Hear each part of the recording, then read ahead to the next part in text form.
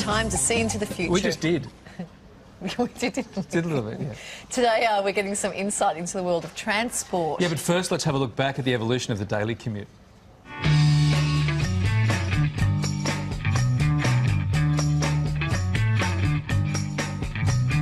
In Australia, all of us in some way rely on road transport every day of our lives. From railways to buses and cars, our modes of transport have largely remained unchanged for decades. Until motor cars and then aeroplanes came into general use less than 50 years ago, trains were also the fastest means of carrying goods and people. Victoria's iconic tram system has been running since the 1800s. The motor car arrived around 1900, and soon there were so many that the government had to register them. They were soon followed by motor buses and also by trolley buses powered by overhead electric cables. But these days, those means of getting around run much more efficiently. Last year, there were a recorded 13 million vehicles in Australia. Buses still remain a popular choice for commuters, with more than 94,000 of them on our roads. And as for rail travel, in 2008, there were a recorded 700 million passenger journeys in our urban areas. So what does the future of transport hold? Let's ask Futurist Chris Riddell, who joins us now live from Melbourne. G'day, Chris. Hi, Kylie. How are you? Our modes of transport have remained fairly unchanged for a number of decades, although I saw some transport there that we should have hung on to, i.e. the trolley cars. How do we see the future of the daily commute? Because this affects so many people.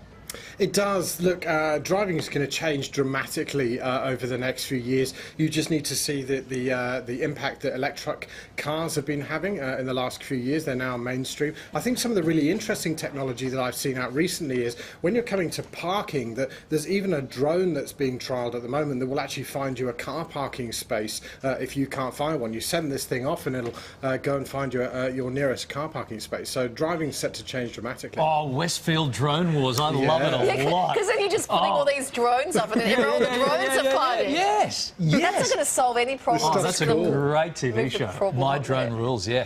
Hey, a prototype of a driverless car, meanwhile, has already been released. What do you think? Google actually launched a driverless car a few years ago. In 2014, we saw them actually launch it on public roads for trialling, and they insured it so that they could actually do some proper testing. They got a blind man in the car to prove just how safe it was. The driverless car is set to absolutely become the future. It's a lot safer. People don't have to make decisions for themselves. There's a lot of technology involved in it, so the reduction of accidents is a big factor behind this. And also, it frees you up to be able to do other things in the car instead of sat behind the wheel and just staring ahead at the road. Oh, it's very important to be able to do other stuff. Yeah, like internet shopping. You could sit in the passenger seat and do some shopping. Entertaining? Electric vehicles have been the response to environmental concerns, of course. I mean, they can be more expensive than the usual sort of car. But what do you think about the humble golf cart?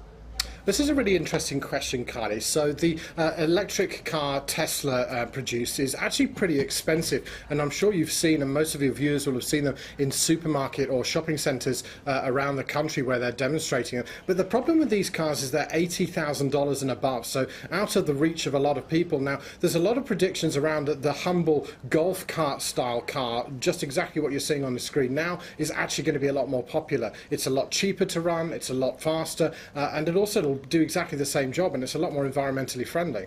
I love that. Well, you know what? Because there's so many traffic jams, you don't go over 40 anyway, so there you go. No, and then you can just drive, like, up onto the footpath, through the shops. And throw your drone out. And throw the drone out.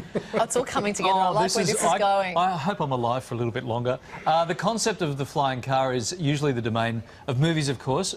What are you thinking about this? We've spoken about it a bit. Will it ever... We've got the drones going on. What's happening?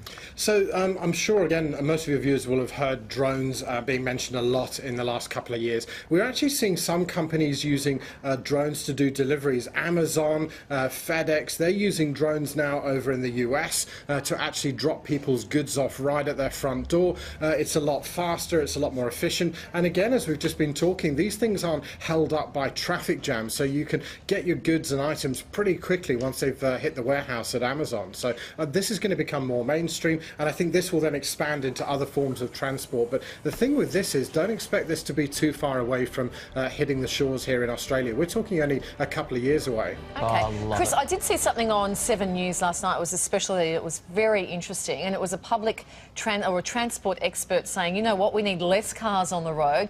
Public transport is where it's at. That's what we need to be looking at, right? I saw exactly the same report, Yeah. Kylie, and the interesting thing is that they're trying to address some of the issues that we've got there, and how do we get people onto bikes and get them into more sustainable forms of transport. And I trains. think it's great. I Yeah, think it's great. trains. Yep. Talking trains. I would have seen that. I was doing my university course online. We're talking trains are going to evolve, right? So that's what we're talking about?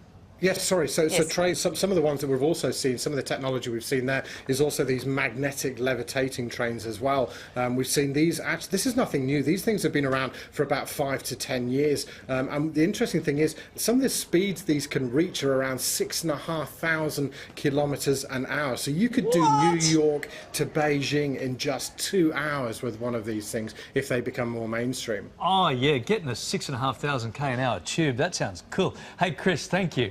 Thanks very much, Always guys. good to talk. Yeah, thank you, Chris.